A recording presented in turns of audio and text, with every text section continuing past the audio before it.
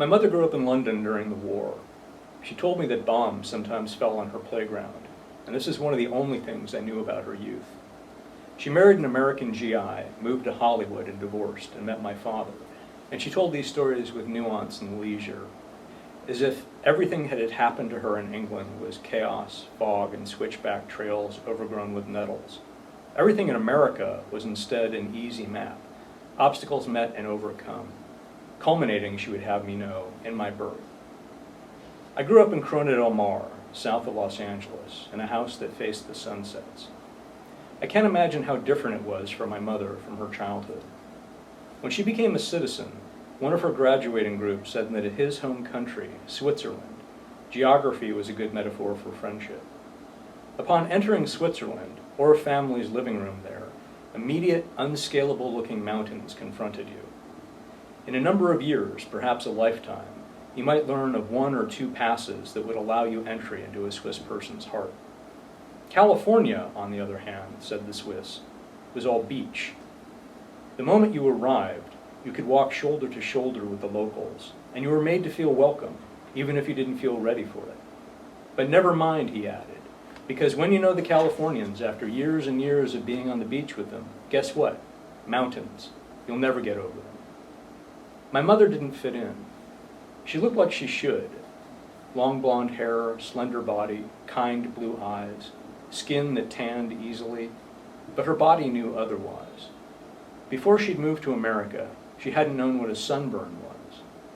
She had a modest two-piece swimsuit of pale blue, insulated with many layers of material between its exterior and where it touched her body. Its bottom piece reached above her navel, to better cover a mysterious curved scar on her back that when I was very young, I would touch with my fingertips to try to understand the different ways skin could feel. When she was 4 years old, she'd been in the hospital for many months. No one had told her why. When she came to the United States, a doctor saw the scar and asked her when she'd have a kidney removed. She didn't know she was missing a kidney. How disconcerting it must have been then to hold in her mind both her Gothic childhood and her present life of coastal breezes, sunglasses, money in the bank, her own swimming pool, going barefoot at cocktail parties. How even in wintertime her friends would pick fruit from their backyards, make bowls of sangria, and greet her at their front doors with a happy "Mi casa es su casa." Now because it was Southern California, we took long drives almost every day. I learned that when we went by a pasture, if you relaxed your eyes and let the fence posts rush by, the tiny flickers of the sights beyond them would resolve into glimpses of the farm. That's what it was like with me, with my mother's life. She sewed clothing for me. She made me tuna melts for lunch. When I couldn't sleep, she sat on my bed and sang Moon River. She read up on ESP and decided she had it.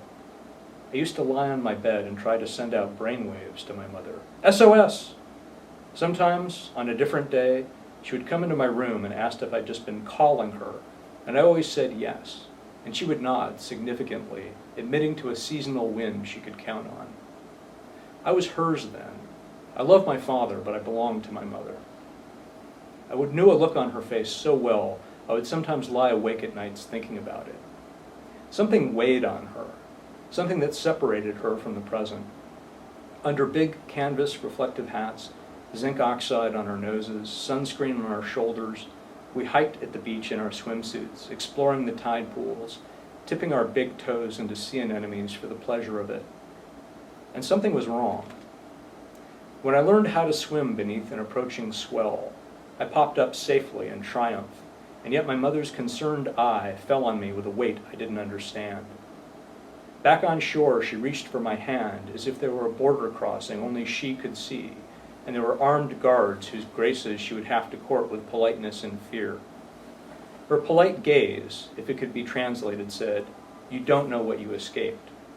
And because her worry lingered, it continued, "It might come back."